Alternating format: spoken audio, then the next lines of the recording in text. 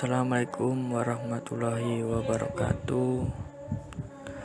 Sesuai dengan tugas yang Bapak berikan, kami dari kelompok 2 akan membahas materi tentang money multiplier. Jadi sesuai dengan tugas yang Bapak berikan, kami akan mereview sebuah jurnal yang berjudul Analisa Faktor-Faktor yang Mempengaruhi Angka Penggandaan Uang atau Money Multiplier di Indonesia periode 2009 triwulan 1 sampai 2018 triwulan keempat, karya dari Monica Margarita Tuilan, Rosalina AM Koelangga, dan Denny Mandai, jurusan Ekonomi Pembangunan Fakultas Ekonomi dan Bisnis Universitas Samratulangi, Manado, Indonesia. Jadi sebelum kita membahas tentang jurnal tersebut, di sini saya selaku penyaji pertama akan menjelaskan terlebih dahulu tentang jumlah uang beredar di Indonesia. Jadi materi money multiplier itu tidak terlepas dari jumlah uang beredar. Pada umumnya ada dua kebijakan yang dapat dilakukan oleh pemerintah suatu negara, yaitu kebijakan fiskal dan kebijakan moneter. Kedua, kebijakan tersebut saling terkait dan tidak dapat dipisahkan. Kebijakan fiskal membahas tentang kebijakan pemerintah untuk mengubah pengeluaran dan penerimaan dari pajak, sedangkan kebijakan moneter mengarah kepada perubahan jumlah uang beredar yang mempengaruhi terhadap suku bunga dan selanjutnya mempengaruhi tingkat investasi dan output. Jumlah uang beredar yaitu M1, uang dalam artian sempit yang terdiri dari uang kartal dan uang giro, dan M2, uang dalam artian luas yang terdiri dari M1 ditambah uang kuasi. Di Indonesia itu ada M0, M1, M2.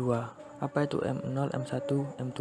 Pertama, M1 adalah uang beredar dalam artian sempit yang komponennya terdiri dari uang giral dan uang kartal. Kedua, M2 itu uang beredar dalam artian luas yang komponennya itu uang giral, uang kartal, uang kuasi. Untuk M0 yang artinya uang inti atau uang beredar, di mana M0 itu komponennya ada uang kartal di masyarakat dan BI, giro milik masyarakat dan bank umum yang ada di BI. Jadi inti dari M0 itu uang kartal seluruh ditambah uang giro atau giro. Uang yang dicetak otoritas moneter disebut uang primer, meskipun itu dipegang oleh masyarakat ataupun disimpan di pihak bank yang menjadi uang kartal atau uang primer, namun uang primer belum tentu uang kartal. Contohnya, seorang eksportir Indonesia menerima pembayaran dalam bentuk wesel ekspor sebesar 1 juta US dollar dengan kurs 5.000 per US dollar. Kemudian si eksportir menjual wesel ekspor tersebut ke Bank A. Terhadap penjualan ini, si eksportir melepaskan haknya atas uang 1 juta US dollar tersebut, dan sebagian gantinya Bank A akan membukukan sejumlah 5 miliar sebagai tambahan saldo rekening si eksportir di Bank A. Apabila si eksportir tidak bermaksud menarik tunai simpanan giro, maka yang terjadi selanjutnya adalah Bank A menjual wesel eksportir tersebut ke Bank Indonesia. Terhadap penjualan ini, Bank A melepas haknya atas uang 1 juta US dollar tersebut, dan sebagai gantinya Bank Indonesia akan membukukan sejumlah 5 miliar rupiah sebagai tambahan pada saldo rekening giro Bank A pada Bank Indonesia. Dengan penambahan pada saldo rekening giro Bank A di Indonesia tersebut, pada dasarnya telah tercipta uang primer sebesar 5 miliar rupiah.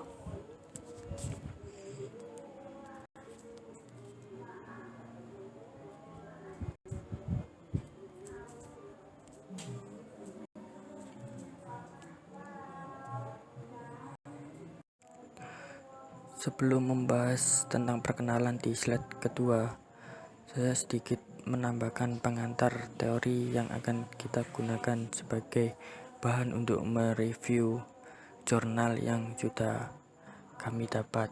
Sebelumnya, saya sedikit memberikan gambaran apa itu multiplier uang atau proses pelipatan uang, yaitu merupakan proses pasar atau penyesuaian antara permintaan dan penawaran uang. Proses pelipatan itu dimungkinkan karena adanya lembaga yang disebut bank yang tidak harus menjamin serta penuh uang giral yang dicetakkan dengan uang tunai. Seandainya cash ratio yang dipegang bank adalah 100%, maka proses pelipatan uang tidak akan terjadi.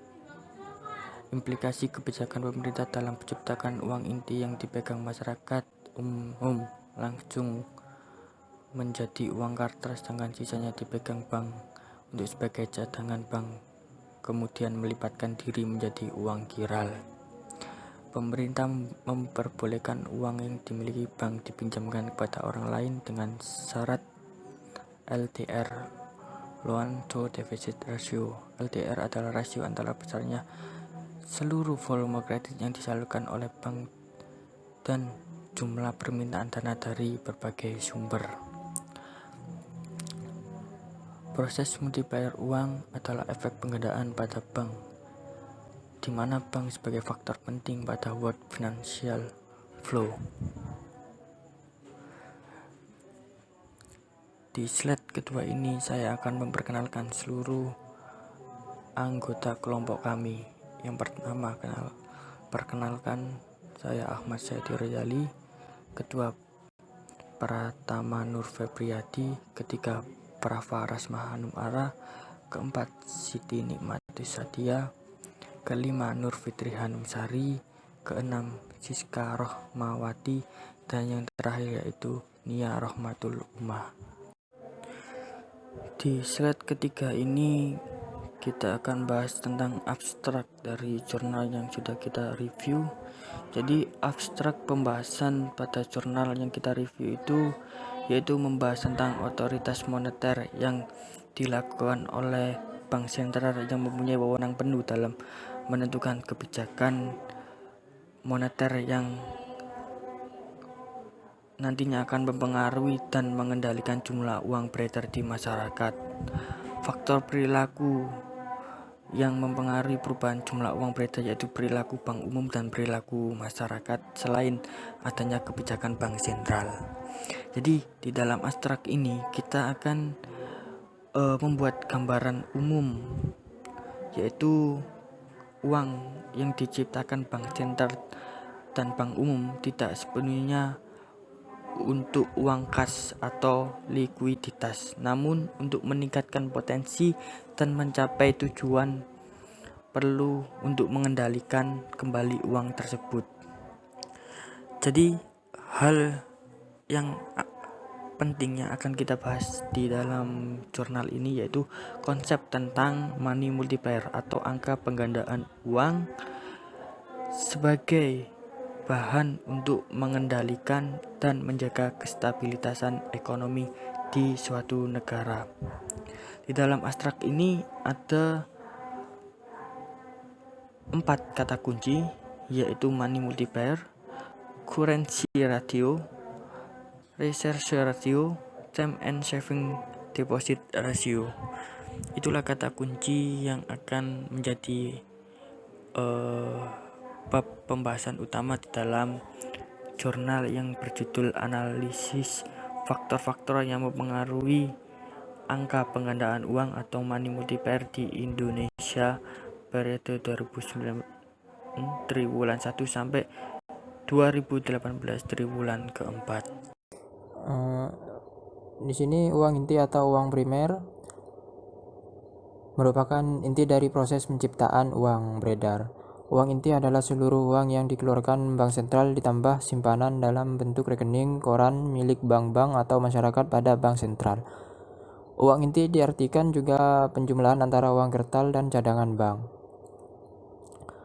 Uang inti ini berkaitan erat dalam uang beredar, dan untuk mengetahui atau menunjukkan seberapa besar perubahan uang beredar akibat dari perubahan uang inti atau uang primer dapat diketahui melalui faktor angka pengganda uang atau money multiplier. Angka pengganda uang atau money multiplier memiliki beberapa pengertian, yaitu angka pengganda uang bagian dari proses pasar melalui penyesuaian antara permintaan dan penawaran uang. Angka pengganda uang merupakan rasio antara perubahan jumlah uang beredar dan perubahan uang primer atau uang inti yang juga disebut monetary base. Money multiplier dipengaruhi berbagai faktor, yaitu perilaku masyarakat dalam memegang uang, perilaku pengelolaan dana perbankan, dan perilaku kebijakan otoritas moneter dalam usaha mengendalikan jumlah uang beredar. Selanjutnya, saya akan menjelaskan mengenai money multiplier di Indonesia sepanjang tahun 2009 pada triwulan pertama sampai tahun 2018 pada triwulan keempat. Dapat dilihat pada tabel bahwa money multiplier tertinggi pada tahun 2009 di triwulan kedua bulan Juni, yaitu sebesar 12,02, dan mengalami penurunan terendah di tahun 2013 di angka 7,00 pada triwulan keempat. Selanjutnya pada tahun 2015 naik sebesar 8,16 sampai tahun 2017 naik sebesar 8,81, itu terdapat di triwulan ketiga. Dan yang terakhir pada tahun 2018 pada triwulan ketiga mengalami kenaikan tertinggi, yaitu sebesar 10,45. Selanjutnya, tinjauan pustaka. Yang pertama, kebijakan moneter. Kebijakan moneter adalah penentuan tingkat uang beredar oleh pembuat kebijakan di Bank Sentral. Menurut Menkyu, Bank Sentral adalah suatu lembaga yang khusus dirancang untuk mengawasi sistem perbankan dan mengatur kuantitas uang dalam perekonomian yang bersangkutan. Sedangkan menurut Sukirno, Bank Sentral suatu lembaga keuangan yang umumnya dimiliki pemerintah yang diserai tanggung jawab untuk mengatur dan mengawasi kestabilan kegiatan lembaga-lembaga keuangan dan untuk menjamin agar kegiatan lembaga-lembaga keuangan itu akan membantu menciptakan tingkat kegiatan ekonomi yang tinggi. Jika Bank Sentral menambah jumlah uang yang beredar, maka Bank Sentral menempuh kebijakan moneter ekspansif. Sebaliknya, jika jumlah uang dikurangi, maka Bank Sentral bermaksud untuk menempuh kebijakan moneter kontraktif. Yang kedua, jumlah uang beredar. Perubahan jumlah uang beredar ditentukan oleh hasil interaksi antara masyarakat, lembaga keuangan, serta Bank Sentral. Pengertian uang beredar dibedakan menjadi dua pengertian, yaitu pengertian yang terbatas dan pengertian yang luas. Pengertian yang terbatas uang beredar adalah mata uang dalam peredaran ditambah dengan uang giral yang dimiliki oleh perseorangan-perseorangan, perusahaan-perusahaan, dan badan-badan pemerintah. Sedangkan pengertian yang luas uang beredar meliputi mata uang peredaran dan uang kuasi. Nah, uang kuasi terdiri dari deposito berjangka, tabungan, dan rekening tabungan valuta asing milik swasta domestik. Selanjutnya, mekanisme penciptaan uang. Mekanisme penciptaan uang. 3 pelaku utama dalam proses penciptaan uang yaitu otoritas moneter, bank umum, dan masyarakat atau sektor swasta domestik. Pada dasarnya, ketiga pelaku tersebut berinteraksi sedemikian rupa sehingga penyediaan penawaran uang oleh otoritas moneter dan bank sesuai dengan kebutuhan permintaan masyarakat akan uang tersebut. Yang terakhir, uang inti oleh otoritas moneter. uang inti diciptakan dan dikendalikan langsung oleh pihak otoritas moneter, di mana mereka mempunyai peranan utama sebagai sumber awal dari diadakannya uang beredar. Nah, selanjutnya metode penelitian. Yang pertama, analisis model koreksi kesalahan atau error correction model. Model yang tepat untuk data time series yang tidak stasioner adalah model koreksi kesalahan atau error correction model. Analisis ini menggunakan bantuan program EVIUS 8. Sebelum melakukan uji error correction model, ada langkah-langkah yang harus dilakukan untuk menguji stasioneritas data dan uji kointegrasi. Yang kedua, uji stasioneritas data. Menguji stasioneritas data dapat digunakan uji akar unit atau unit truth test yang dikembangkan oleh Dickey Fuller. Data dikatakan stasioner bila data tersebut mendekati rata-ratanya dan tidak terpengaruhi oleh waktu. Menurut Winarno tahun 2015, pada data stasioner, bila diregresi mudah menyebabkan regresi lancung. Apabila data yang diamati dalam uji akar-akar unit ternyata belum stasioner, maka harus dilakukan uji integrasi atau integration test sampai mempermudah data yang stasioner. Yang terakhir, uji kointegrasi. Menurut Winarno tahun 2015, dua variabel yang tidak stasioner sebelum didiferensi namun stasioner pada tingkat diferensi pertama, besar kemungkinan terjadi kointegrasi, yang berarti terdapat hubungan jangka panjang antara keduanya. Nah, uji kointegrasi dapat digunakan untuk mengetahui apakah dua atau lebih variabel ekonomi atau variabel finansial memiliki hubungan keseimbangan jangka panjang. Mengetahui apakah antara variabel terkointegrasi dapat dilihat stasioner atau tidaknya, data dan dapat menggunakan metode uji Eagle-Granger atau uji augmented Eagle-Granger, yaitu pengujian yang dilakukan dengan memanfaatkan uji augmented Dickey Fuller dengan mengestimasi model regresi kemudian menghitung nilai residualnya. Perkenalkan, nama saya Pravara Asmonum Ara.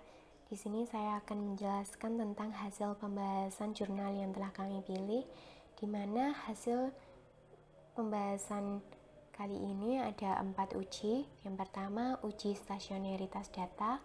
Yang kedua, uji kointegrasi. Yang ketiga, estimasi error correction model atau biasa disingkat dengan ECM dalam jangka pendek. Kemudian yang terakhir, yang keempat, hasil estimasi jangka panjang.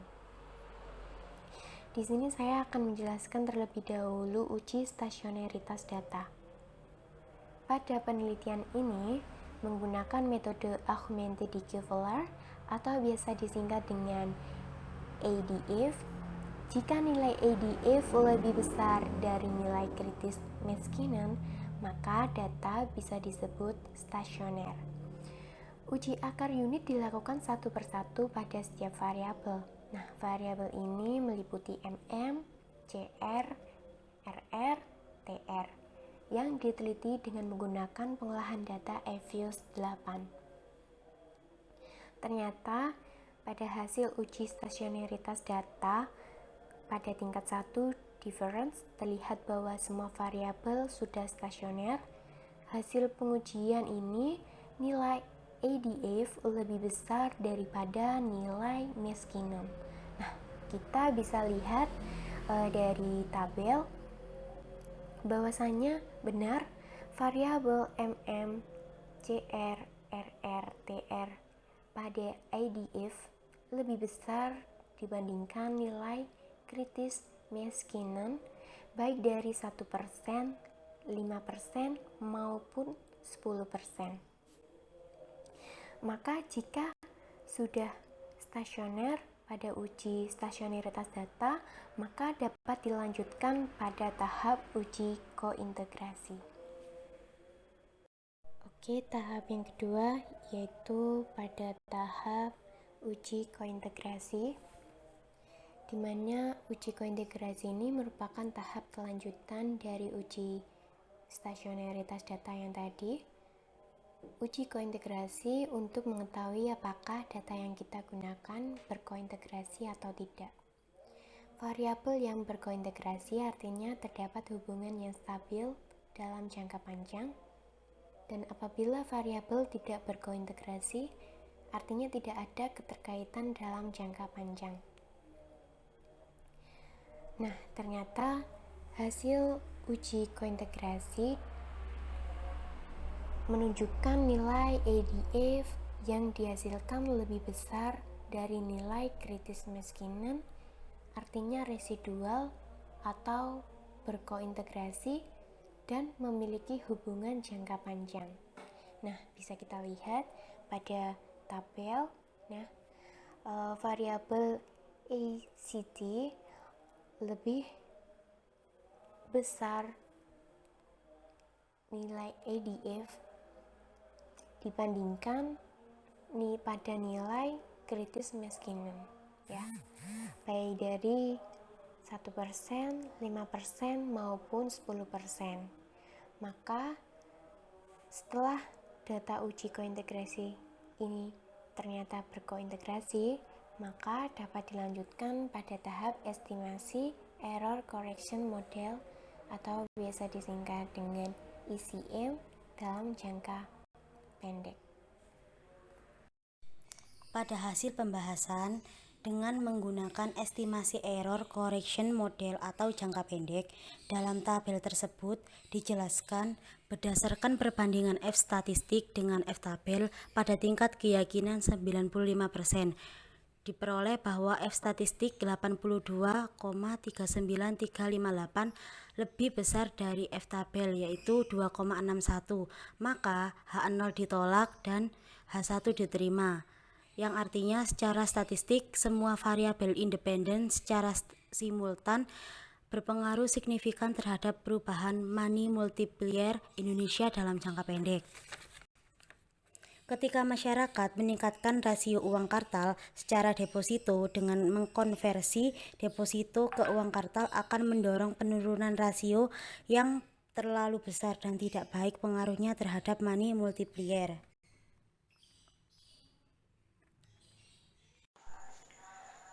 Assalamualaikum warahmatullahi wabarakatuh. Nama saya Nia Rahmatul Umma. Di sini saya akan menjelaskan tentang estimasi jangka panjang. Dari data tersebut, kami dapat menyimpulkan bahwasanya yang pertama, koefisien currency ratio atau CR berpengaruh negatif terhadap money multiplier, akan tetapi tidak signifikan dalam statistik. Kemudian, yang kedua adalah koefisien rasio atau RR, memiliki pengaruh yang negatif terhadap money multiplier, namun signifikan dalam statistik. Kemudian yang ketiga, koefisien time and saving deposit ratio atau TR berpengaruh positif pada money multiplier, namun tidak signifikan dalam statistik. Kemudian, berdasarkan F statistik dan F tabel, F statistik memiliki angka yang lebih besar dari F tabel. Kemudian, dari hal tersebut, kita menolak H0 dan menerima H1, yang artinya secara statistik, semua variabel independen secara simultan berpengaruh signifikan terhadap money multiplier Indonesia pada jangka panjang. Ya, sekian dari saya, akan dilanjutkan dengan teman saya. Wassalamualaikum warahmatullahi wabarakatuh. Jadi di slide kesimpulan ini kita akan mengetahui apakah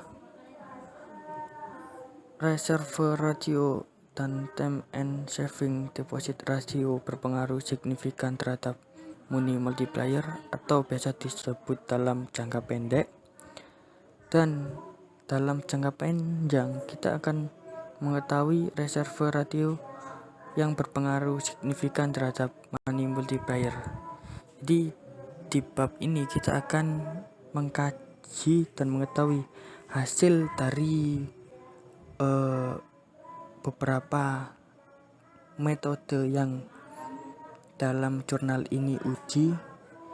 Yang pertama yaitu uji stasionaritas data, yang kedua uji kointegrasi yang mungkin di slide sebelumnya tadi sudah dibahas oleh rekan-rekan saya apa saja yang menjadi hasil penelitian dan pembahasan pada jurnal kali ini.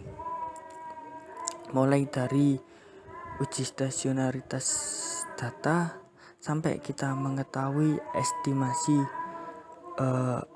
error dalam jangka panjangnya.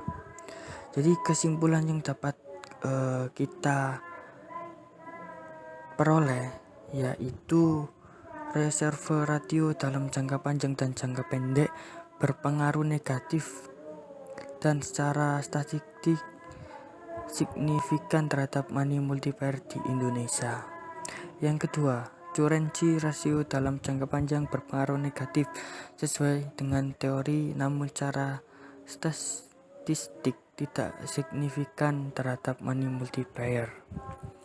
Yang ketiga, time and saving deposit ratio dalam jangka pendek berpengaruh positif sesuai dengan teori dan secara statistik signifikan terhadap money multiplier. Kemudian dalam jangka panjang, time and saving deposit ratio berpengaruh positif sesuai dengan teori, namun secara statistik tidak signifikan terhadap money multiplier. Hal ini menunjukkan pertumbuhan uang beredar dalam artian luas atau likuiditas perekonomian terus meningkat, membuat komponen uang kuasi atau tabungan deposito berjangka meningkat, likuiditas perbankan teratasi dan penyaluran pinjaman meningkat. Cukup sekian pemaparan dari penugasan yang Bapak berikan, yaitu review jurnal sesuai dengan materi yang kami dapat di bab 2. Kurang lebihnya saya dan teman-teman mohon maaf bila ada salah kata ataupun ketidakjelasan dalam pembahasan. Itu merupakan kekurangan dari kami. Selebihnya kami mohon penjelasan dari Bapak tentang bab ini supaya kami lebih jelas dan lebih memahami lagi. Sekian dari kami. Saya akhiri. Wassalamualaikum warahmatullahi wabarakatuh.